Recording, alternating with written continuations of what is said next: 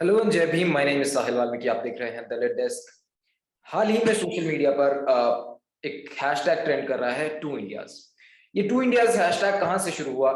वीरदास एक stand up comedian है, Washington DC में उनका एक शो था जिसमें एक मोनोलॉग उन्होंने पढ़ा और इंडिया की बाइनरीज बताई कि एक जो अच्छा इंडिया है और एक बुरा इंडिया है वो कैसा है, उसके बीच के डिफरेंसेस बताए। उसी बाइनरी को लेकर सोशल मीडिया पर लोग उन्हें सलाहें दे रहे हैं और उन्हें कई लोग करेक्ट करेक्ट भी कर रहे हैं कि कौन से इंडिया की वो बात कर रहे हैं और कौन से इंडिया को उन्होंने नकार दिया है।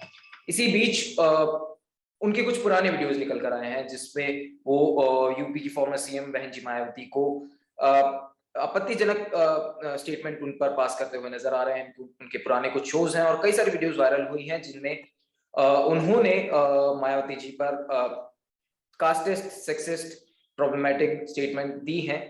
उसके लिए उसकी वजह से सोशल मीडिया पर जो बहुजन समाज है उसमें आउटरीच है और लोग उस पर बात कर रहे हैं, तमाम लोग लिख भी रहे हैं। इसी बीच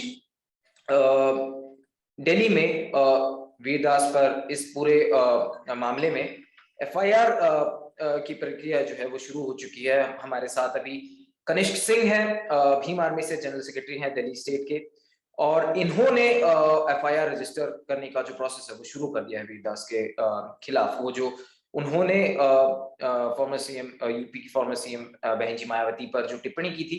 हमारे साथ अभी कनिष्क सिंह हैं, मैं उनसे बात करूंगा। कनिष्क, बहुत बहुत स्वागत है आपका दिल्ली डेस्क पर। जय भीम। जय भीम साहिल भाई। कनिष्क, जी मुझे बताएंगे कि क्या ये पूरी क्या प्रोसेस है? आपने एफआईआर, कल मैंने आपका ट्वीट देखा कि आपने एफआईआर लॉन्च कर दी है और वो प्रोसेस शुरू हो चुका है। सबसे पहले तो मेरा सवाल यही है कि कहां तक प्रोसेस पहुंचा है और क्यों आपको जी ये लगा कि एफआईआर होनी चाहिए? ये परसों से एक ट्रेंड शुरू हो रहा था वीरदास के ऊपर, जो एक कॉमेडियन है, एक स्टैंड अप कॉमेडियन है, और वॉशिंगटन डीसी कैनेडी सेंटर में उन्होंने अपना एक प्रोग्राम वहां पे किया था, जिसपे उन्होंने देश के ऊपर भी, जैसे उनका प्रोग्राम था कि आई कम फ्रॉम टू इंडियाज, तो उसके ऊपर वो देश के दो चेहरे दिखाना चाह रहे थे कि भी देश में क्या होता है क्या नहीं होता। ठीक है, तो उस टाइम पर हम देख रहे थे कि अंबेडकरवादी जितने भी साथी हैं वो सब जो है वीरदास को उस पे कमेंट के लिए, जो उन्होंने कमेंट किए थे उसके लिए उसको सपोर्ट कर रहे थे। ठीक है, सपोर्ट करना चाहिए, आपके पास एक अपना एक संवैधानिक राइट है, एक संवैधानिक दायरा है जिसमें आप किसी भी चीज पे टिप्पणी कर सकते हैं, अपने व्यू पॉइंट शेयर कर सकते हैं सोसाइटी में। ठीक है, तो उसको मैं लेके उसके लिए मैं ये कहना चाहूंगा कि पहले तो देश के बारे में बात करना एक इंटरनेशनल, क्योंकि वो इंटरनेशनल प्लेटफॉर्म यूएस में मल्टी रेशियल कम्युनिटी रहती है, तो उसके ऊपर बात करना, आप उस पर नेगेटिव बात कर रहे हैं देश के लिए, एक महिलाओं के ऊपर आप जो है कह रहे हैं कि भी सुबह, आपने पढ़ा भी होगा कि सुबह के टाइम पे हम महिलाओं को की पूजा करते हैं और रात को गैंगरेप करते हैं। मैं उस देश से आता हूँ, तो मैं पहले ये पूछना चाहूंगा कि वो जो रेप करने वाले लोग हैं वो कौन है। ठीक है, क्योंकि आपको ये बात आप बहुत अच्छे से जानते हैं कि उत्तर प्रदेश में जिस तरीके से लगातार बलात्कार के केसेस बढ़ते जा रहे हैं वो किन लोगों पे हो रहे हैं। उनको ये भी बताना जरूरी था कि I also come from that India, जहां पर अपर कास्ट रेप करता है और पीड़ित कौन होते हैं, दलित समाज के कम्युनिटी के लोग ज्यादातर पीड़ित होते हैं, और उनकी महिलाओं के साथ किस तरीके से बलात्कार किया जाता है। आप हाथरस का केस ऑलरेडी देख चुके हैं। वहां से जब हमने चीजें देखी रात को, मैं क्योंकि मैंने वो एक वीडियो वो देखने के बाद मैंने ट्विटर पे मैं स्क्रॉल कर रहा था, उस टाइम में मुझे एक वीडियो मिली, जिस वीडियो में वीरदास ने, जो हमारी एक सोशल रिफॉर्मर रही हैं और एक जो 4 बार मुख्यमंत्री रही हैं बहन कुमारी मायावती जी, जो हमारे समाज की, हमारे बहुजन समाज की जो एक नेता भी हैं, तो उसपे मैं वीडियो देख के मुझे बड़ा वो अफसोस हुआ इस चीज का कि हमारे अम्बेडकरवादी लोग जो हैं एक जगह उसको सपोर्ट कर रहे हैं इस बात के लिए कि जो उसके कमेंट्स रहे हैं महिलाओं के ऊपर, क्योंकि उन्होंने उन्होंने ये बात कही कि we I come from India where we worship women during the day and gangrape them at the night. और दूसरी जगह वही आदमी कुछ साल पहले अगर आप चले जाएं तो मायावती जी के ऊपर उन्होंने इतनी अभद्र टिप्पणी करी है, इवन उन्होंने अपनी वीडियो की स्टार्टिंग में, आपने वीडियो देखी भी होगी, उसमें बोला है कि फकिंग मायावती। वो चीज मतलब सुन के ही मुझे, मेरा एकदम से खून खौल गया कि इस तरीके की बात कोई आदमी कैसे कर सकता है। और हमारे हमारे अम्बेडकरवादी लोग जो है, हमारे अम्बेडकरवादी जो सोशलिस्ट हैं, जो अपने हमारे आंदोलन जीवी हैं, हमारे साथी हैं, वो लोग उसको सपोर्ट कैसे कर रहे हैं। तो मेरे को लगा कि इसके ऊपर हमें आवाज उठानी जरूरी है। और उसी वक्त में मैंने उसके 2-3 ट्वीट्स भी उन्होंने मायावती के ऊपर करे हैं, उसके ट्वीट्स मैंने निकाले। और मैं आपको ट्वीट्स बता भी सकता हूँ। उन्होंने, जैसे उनको बड़ा इस चीज से बड़ी प्रॉब्लम है कि भाई स्टैचूज लग गए उत्तर प्रदेश में, हमारे महापुरुषों के स्टैचूज, क्योंकि ज्योतिबा फूलों के स्टैचू लगे हैं उसमें, मायावती जी के स्टैचू लगे, माननीय काशीराम साहब के स्टैचू लगे हैं। स्टैचूज में बहुत दिन लोगों को प्रॉब्लम रहती है, क्योंकि हम लोगों का एक एक जो क्योंकि हम लोग एक हिस्ट्री बना रहे हैं इस चीज से, क्योंकि ये चीज सालों साल रहेगी। और ये इन तो सालों साल में कनिष्क, कम से ये कम तो हमारे लोग जो ये जो स्टैच्यूज की जो पूरी प्रक्रिया है, ये तो वो हिस्ट्री है जो डिस्टॉर्ट करने की कोशिश हुई थी और वो अब दोबारा निकल के आ रही है, जो इरेज बिल्कुल करने की बिल्कुल कोशिश बिल्कुल रही थी। जी जी जी। अब जब बुद्ध के टाइम से हमारी हिस्ट्री को इरेज करने का काम किया गया, और उस वक्त में अगर कोई बहुजन लीडर अगर अपने महापुरुषों को दोबारा जीवित करने का काम करता है, तो मुझे लगता है उसमें कोई प्रॉब्लम नहीं है। तो उसके बाद जब वो वीडियो देखी, तो मैंने उसको ट्वीट भी किया, उसको मैंने वीडियो को शेयर किया। तो कई लोगों का, जो अम्बेडकरवादी लोग थे, उनको इस थोड़ी उनकी आंख खुली, उनको लगा कि नहीं, हम शायद गलत जगह, गलत डायरेक्शन में, गलत आदमी को सपोर्ट कर रहे हैं। क्योंकि वो आज इस तरीके की बातें क्यों कर रहा है, ये बात समझनी पड़ेगी। वो इस तरीके की बातें, आप ये सोचिए कि चीप पब्लिसिटी, अपने फॉलोअर्स बढ़ाने के लिए, कुछ चंद पैसों के लिए आप उस तरीके की बातें करते हो, क्योंकि आप सक्सेस, आप उस जो आपकी फील्ड है, उस फील्ड में आप इतना सक्सेसफुल नहीं हो, तो आप इस तरीके की हरकत इसलिए करते हो कि इस तरीके की मेरे फॉलोअर्स थोड़े बढ़ जाएं, थोड़े व्यूअर्स हो जाएं, मेरे बारे में चर्चा हो जाए। और वो चर्चा हो रही है, पूरे देश में चर्चा हो रही है। इवन कई कई सीनियर जो नेतागण हैं, उन लोगों ने भी उस पर बहुत चर्चा करी, नेगेटिव भी करी, पॉजिटिव भी करी। तो मुझे लगा कि इस पे जो है, हमें इस पे एक कंप्लेंट लॉन्च करनी चाहिए, जो मैंने कल कराई ऑनलाइन। ऑनलाइन कराने का रीजन ये रहा, क्योंकि आपको पता है कि थोड़ा समय कम था, और उस वक्त में लोगों को ये बताना जरूरी था, क्योंकि ये पीक टाइम चल रहा था। उस टाइम पे लोगों को ये बताना जरूरी था कि वीरदास की असली हकीकत क्या है। तो मेरी ये की कंप्लेंट है, जो मैंने station house officer, police station, मैंने जो है यहाँ पे मधुविहार में करी है। और इसको मैंने रेफरेंस में commissioner of police Delhi headquarter में भेजी है, साइबर सेल में भी इसका मैंने वो किया है, वुमेन कमीशन को भी मैंने भेजी है, और national commission of schedule caste में भी भेजी है।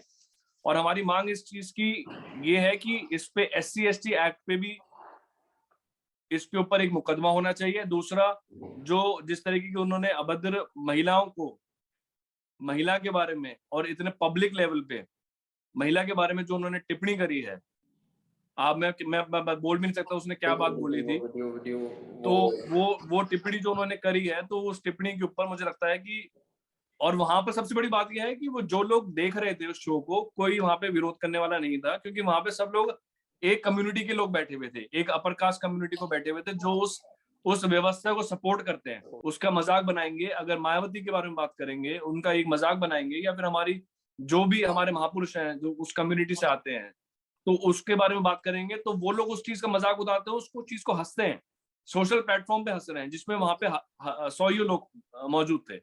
और अगर वही एग्जैक्टली, बात अगर हम अगर किसी आप अपर वो कास्ट वीडियो महिला पे देखेंगे, करते हैं। अगर आप वो जी वीडियो देखें तो उसमें आप अगर उसको एंड तक आप जाएंगे तो आपको महिलाएं जी भी उसमें हंसती हुई नजर आती हैं उस वीडियो में, बिल्कुल उस बिल्कुल जोक में। बिल्कुल, मैं वही मैं जोक मैं नहीं उस चीज कहूंगा, को सॉरी, बड़ा। मैं माफी चाहूंगा, जोक नहीं था वो, जो उन्होंने स्टेटमेंट दी थी, जो प्रॉब्लमेटिक स्टेटमेंट दी थी जी जी उस जी। पर। तो ये हिपोक्रेसी है और क्या है, जो ये कहते हैं, ये कहते हैं ना, आई कम फ्रॉम टू इंडियाज। तो टू इंडियाज का जो कॉन्सेप्ट है, ये हिपोक्रेसी के ऊपर ही है, कि हम करेंगे तो ठीक है, तुम करोगे तो प्रॉब्लम है। तो ये हिपोक्रेसी वाली बात ये है कि हम महिलाओं के बारे में हम एक जगह बात करेंगे, उनके एम्पावरमेंट के बारे में बात करेंगे, और दूसरी जगह महिलाओं को हम क्योंकि वो एक कम्युनिटी से आती है, तो उसका एक मजाक उड़ाएंगे। और अगर वो एग्जैक्टली, स्ट्रांग बन रही है, तो उसका और ज्यादा मजाक उड़ाएंगे सोशल प्लेटफॉर्म पर। तो मेरे को एग्जैक्टली, लगा कि ये हमें मेरा कंप्लेंट करनी चाहिए। मेरा भी यही था कि मैंने ये ट्वीट भी किया था कि हम लोग विमेन एम्पावरमेंट की बात करते हैं, मतलब करेंगे, लेकिन उससे पहले हम जी जो महिला है उसकी पहले जाति देखेंगे, हाँ, राइट उसके राइट, बाद हम विमेन एम्पावरमेंट की बात करेंगे। तो यही एग्जैक्टली बिल्कुल हो रहा है बिल्कुल। जब आप बाहर जाकर, यूएस में जाकर विमेन एम्पावरमेंट की बात कर रहे हैं और महिलाओं को सपोर्ट करने की, डिफेंड कर रहे हैं उन्हें, और वहीं दूसरी तरफ आप जब इंडिया में रहते हैं तो आप एक ऐसे, मतलब उत्तर प्रदेश अगर मैं कहूँ तो सबसे ज्यादा कास्टिस्ट और सेक्सिस्ट अगर कोई स्टेट है इंडिया में, जहां पर जी क्राइम्स अगेंस्ट वुमेन सबसे ज्यादा है, क्राइम्स जी, against schedule caste schedule tribes अगर देखें तो सबसे ज्यादा है। तो वहां पर राइट, ऐसी स्टेट में एक ऐसे समाज से आने वाली महिला 4 बार मुख्यमंत्री बन जाती है, 4 बार मुख्यमंत्री जी। रहती है, उसके उनके लिए आप ऐसी टिप्पणी करते हैं, तो ये कितना अपने आप में सही है, और क्या वो इस आपकी चीज को स्टैंड पॉजिटिव? नहीं कर सकते, वो हम लोगों को स्टैंड नहीं कर सकते, वो हमारे जो जो लड़के हैं, हमारे जो यूथ है, हमारे जो युवा है, वो पढ़े लिखे उस चीज को स्टैंड नहीं कर सकते। अगर हम लोग मूंछें उगा लें तो उस चीज को स्टैंड नहीं कर सकते। अगर वो घोड़ी में चढ़े, अगर वो बाइक पे रॉयल एनफील्ड पे चले और हाथ में आईफोन लेके चले तो उस चीज को स्टैंड नहीं कर सकते हैं। और वही चीज वो महिलाओं के साथ भी है। आज बहन बहन जी अगर 4 बार मुख्यमंत्री बनी तो उस चीज को स्टैंड नहीं कर सकते। तो यही उनकी यही प्रॉब्लम है, तो ये हिपोक्रेसी और क्या है। और एक आप चीज ये भी और, देखिए कि देश में, मैं एक चीज और साहिल भाई कहना चाहता हूँ। जी जी, देश में जब एक एक स्वर्ण महिला का अगर बलात्कार होता है तो उस पे पूरा का पूरा देश जो है ये बात करता है कि ये देश की बेटी है, ये देश की बेटी है, देश की बेटी है।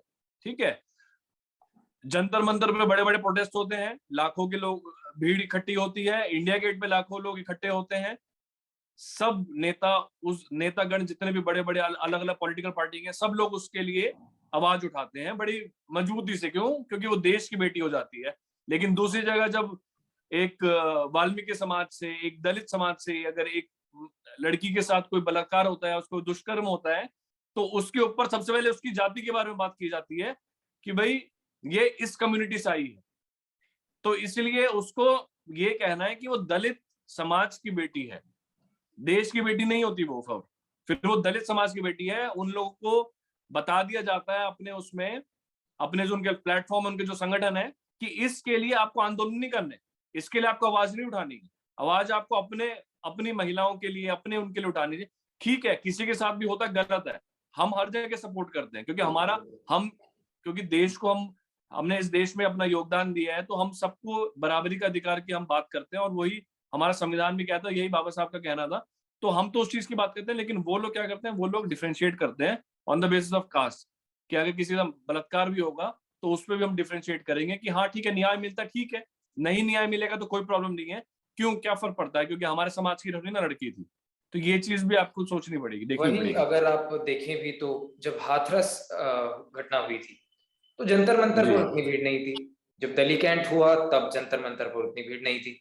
इवन आप बिल्कुल बिल्कुल। देखिए कि जो ट्वीट्स आए थे, जो नेताओं की तरफ से ट्वीट्स आए थे, महिला आयोग की तरफ से जो ट्वीट आए थे उसमें कितनी देरी हुई, हाथरस में देख लीजिए, आप बिल्कुल दिल्ली कैंट बिल्कुल। में देख लीजिए। तो ये चीजें रहती हैं। निश्चय एक सवाल मेरा ये है, आखिरी सवाल होगा ये जी कि आपने कंप्लेंट जो है वो ऑनलाइन रजिस्टर कराने का प्रोसेस शुरू कर दिया है, अभी वो प्रोसेस जी। कहाँ तक पहुंचा है? और अगर सपोज, क्योंकि हमने आमतौर पर देखा कि एफआईआर रजिस्टर नहीं होती है, अगर एफआईआर रजिस्टर नहीं होती है तो आगे का प्रोसेस क्या रहेगा? क्या आपकी तरफ से कुछ स्टेप्स लिए जाएंगे? क्या वो पूरा प्रोसेस रहेगा?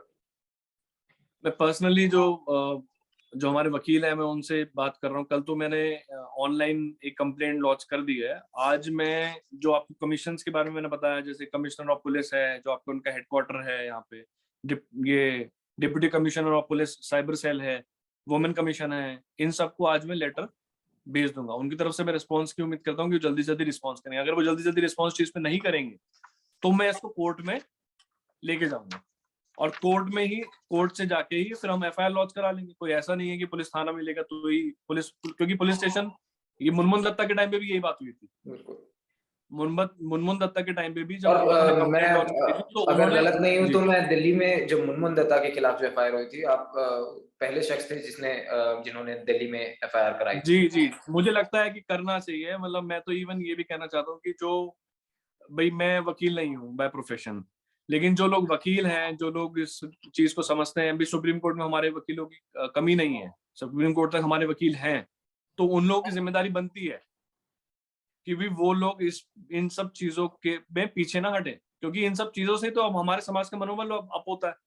तो बाकी इस चीज को हम अगर अगर इस पे कंप्लेंट, क्योंकि इस पे कंप्लेंट तो कर ही दी हमने, बाकी इस पे एफआईआर भी अगर करने का काम करेंगे और एफआईआर जल्द से जल्द कराने का काम करेंगे। मैं आपको अपडेट भी करता रहूंगा इस चीज पे। और अगर स्टेशन से, अगर पुलिस स्टेशन से अगर नहीं होगी एफआईआर, तो मैं आपका कोर्ट से करवाऊंगा, लेकिन करवाऊंगा जरूर, पीछे नहीं हटने वाले। जी बिल्कुल कनिष्क जी, ऐसे ऐसी जो आपत्तिजनक टिप्पणियां होती हैं उनके खिलाफ एक्शन अगर नहीं लिया जाएगा, हम देखते हैं लंबे समय तक देखते हैं, कई उसमें कई एक्टर्स हैं, कई क्रिकेटर्स भी हैं, हमने देखा युवराज सिंह गया ना जेल। मुनमुन दत्ता, शिल्पा शेट्टी, सलमान खान, एक लंबी फहरिस्त है जिसमें बहुत सारे लोग शामिल हैं, वो बॉलीवुड से भी हैं और अलग अलग मॉडल, कुछ मॉडल्स भी हैं, क्रिकेटर्स भी हैं, तो ये एक लंबी फहरिस्त है। तो समय समय पर ये लोग अपना जो जातिवादी रंग है वो दिखाते रहते हैं और इनके खिलाफ मुझे लगता है कि एक एक्शन, लीगल एक्शन होने की जरूरत है और ऐसा होना चाहिए। बिल्कुल जरूरत है, बिल्कुल जरूरत है। मैं कहता हूँ इनके घर के बाहर प्रोटेस्ट भी करना जरूरी है, प्रोटेस्ट भी करना चाहिए। अब हम सोचते हैं कि नहीं यार, इस चीज को क्यों लाइमलाइट में लेके आए, उनका वो होगा, प्रचार हो जाएगा, लेकिन अब हम फिर चुप बैठे रहेंगे तो फिर लड़ाई किस चीज की लड़ाएंगे? प्रचार तो किसी ना किसी का होगा। आप किसी की अगर आवाज उठाओगे तो एक पक्ष और विपक्ष तो हमेशा रहता ही रहता है। उसके फेवर वाले भी लोग होंगे, कुछ लोग बोलेंगे कि हाँ, जो मुनमुन दत्ता ने जो एक शब्द यूज किया, अगर वो शब्द ठीक है तो उसके सपोर्ट में भी बहुत लोग होंगे। और लेकिन जब तक विपक्ष अपना काम नहीं करेगा मजबूती से, तो फिर कैसे बात बनेगी? हम ये सोचते हैं कि नहीं यार, नहीं करते, उसका प्रचार हो जाएगा। लेकिन ठीक है, प्रचार होगा, नहीं होगा, क्या होगा, नेगेटिव होगा, पॉजिटिव होगा, वो बात की बात है, लेकिन आवाज उठानी, लड़ाई लड़नी जरूरी है। बिल्कुल। कनिष्क, बहुत बहुत शुक्रिया हमसे बात करने के लिए। थैंक यू, जय भीम जी। तो ये थे कनिष्क सिंह, भीम आर्मी के दिल्ली जनरल सेक्रेटरी थे और इन्होंने बताया कि इन्होंने एफआईआर का जो प्रोसेस है, जो कंप्लेंट का प्रोसेस है, वो ऑनलाइन प्रोसेस शुरू कर दिया है वीरदास के अगेंस्ट, और अगर वो स्टेशन से, पुलिस स्टेशन से अगर एफआईआर नहीं होती है तो आगे कोर्ट का रुख करेंगे। माय नेम इज साहिल वाल्मीकि, आप देख रहे हैं द रेड डेस्क। जय भीम, जय भारत।